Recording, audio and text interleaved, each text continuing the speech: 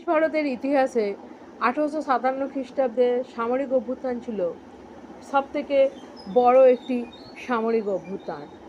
আজকে আমরা 1857 খ্রিস্টাব্দে যে সিপাহী বিদ্রোহ হয়েছিল তার কারণগুলো নিয়ে আলোচনা করব এবং সেই সঙ্গে উত্তরটি দেখে নেব। 1857 খ্রিস্টাব্দে ভারতীয় সেনাবাহিনীর অসন্তোষের কারণে সিপাহী বিদ্রোহ বা মহাবিদ্রোহের সূচনা ঘটলেও কোম্পানির অপশাসনের বিরুদ্ধে দেশবাসীর ক্ষোভ প্রকাশ পায় মহাবিদ্রোহের মধ্য দিয়ে। ব্রিটিশ শাসনে নির্যাতিত বিভিন্ন শ্রেণীর ক্ষোভের ফল ছিল মহাবিদ্রোহ। স্বাধীনতা সংগ্রামী দামোদর সাভারকার মহাবিদ্রোহকে ভারতের প্রথম স্বাধীনতা যুদ্ধ বলে উল্লেখ করে। প্রথমেই আমরা মহাবিদ্রোহের পরোক্ষ কারণগুলিকে চিহ্নিত করব। প্রথমেই দেখে নাও কি রাজনৈতিক প্রেক্ষাপটে মহাবিদ্রোহের সূচনা হয়েছিল বা সিপাহী বিদ্রোহের সূচনা হয়েছিল। সত্ত্ববিলোপ নীতি। গভর্নর জেনারেল লর্ড ডালহৌসি 1848 খ্রিস্টাব্দে সত্ত্ববিলোপ নীতি প্রয়োগ করে বহু দেশীয় রাজ্য গ্রাস করেন। এইভাবেই একে একে ঝাঁসি, সাতারা, তাঞ্জোর, নাগপুর সহ বিভিন্ন রাজ্য ব্রিটিশ সরকার গ্রাস করে। দ্বিতীয়ত, রাজপ্রাসাদ লুণ্ঠন। কুশাসনের অজুহাতে ব্রিটিশ অযোধ্যা ও নাগপুরের রাজপ্রাসাদ লুণ্ঠন করে। এরপর তারা নবাব ও তার আত্মীয়দের রাজপ্রাসাদ থেকে তাড়িয়ে দিলে জনগণ ব্রিটিশের প্রতি ক্ষিপ্ত হয়ে ওঠে। এবার আমরা 1897 সালের বিদ্রোহে যে সমস্ত সামাজিক কারণ নিহিত ছিল সেটা দেখে নেব। প্রথমেই দেখো সামাজিক বৈষম্য। সামাজিক দিক থেকে ইংরেজরা ছিল শাসক আর ভারতীয়রা ছিল শাসিত।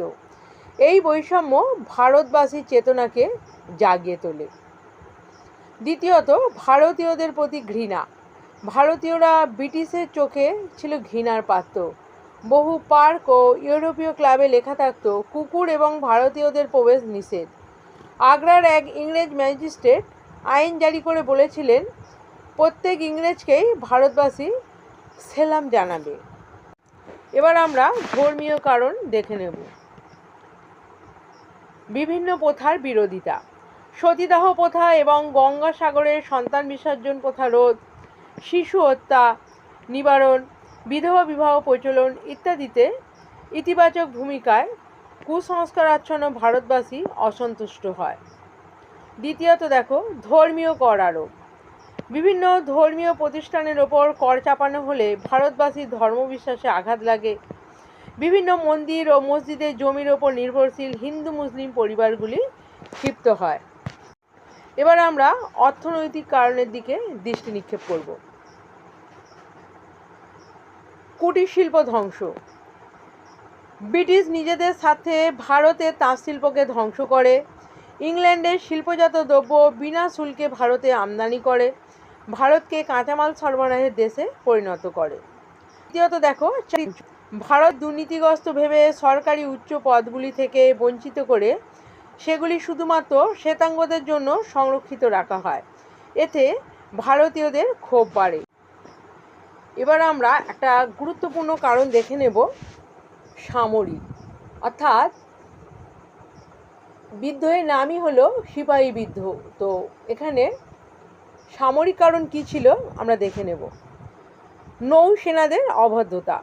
ব্রিটিশ নৌ অফিসাররা ভারতীয় সিপাহীদের কারণে অকারণে গালিগালাজ করত। ব্রিটিশ অফিসারদের এই আচরণ সিপাহীদের ক্ষিপ্ত করে। দ্বিতীয়ত, অন্যান্য সুযোগ সুবিধার অভাব। ব্রিটিশ সেনা ও ভারতীয় সিপাহীদের মধ্যে যথেষ্ট বেতন বৈষম্য ছিল। এছাড়াও ভারতীয় সিপাহীদের অতিরিক্ত ভাতা দেওয়া হতো না বা কোনো পদোন্নতিও হতো না। আমরা এবারে উত্তরটির একদম শেষ পর্যায়ে চলে এসেছি। আমরা দেখে নেব যে সিপাহী বিদ্রোহ বা মহাবিদ্রোহের পশ্চাতে কী প্রত্যক্ষ কারণ ছিল, অর্থাৎ কোন কারণটি বিদ্রোহে ঘিতাহুতি প্রদান করেছিল। ব্রিটিশ সরকার এনফিল্ড রাইফেল নামে এক বন্দুকের প্রবর্তন করে। এই বন্দুকের টোটা দাঁতে কেটে ভরতে হতো। গুজব রটে যে হিন্দু ও মুসলমান সৈনিকদের ধর্মনাশের জন্য গরু ও শূকরের চর্বি দিয়ে এই টোটা তৈরি করা হয়েছে। এতে ভারতীয় মুসলিম ও হিন্দু সিপাহীরা ধর্মনাশের আশঙ্কায় সিপাহী বিদ্রোহ ঘোষণা করে।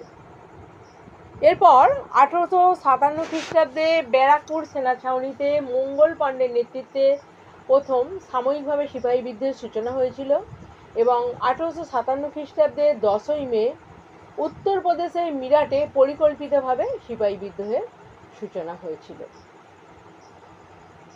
এই ছিল আজকে আমাদের বিষয়বস্তু। ভিডিওটি কেমন লাগলো অবশ্যই তোমরা কমেন্ট বক্সে জানিও। ভিডিওটি ভালো লাগলে অবশ্যই লাইক কমেন্ট শেয়ার করবে এবং চ্যানেলে নতুন হয়ে থাকলে এই ধরনের গুরুত্বপূর্ণ ভিডিও সবার আগে পেতে অবশ্যই চ্যানেলটা সাবস্ক্রাইব করে রাখবে। আজকে এই পর্যন্তই, আবারও খুব তাড়াতাড়ি দেখা হতে চলেছে তোমাদের সঙ্গে অন্য একটি ভিডিওতে। ধন্যবাদ।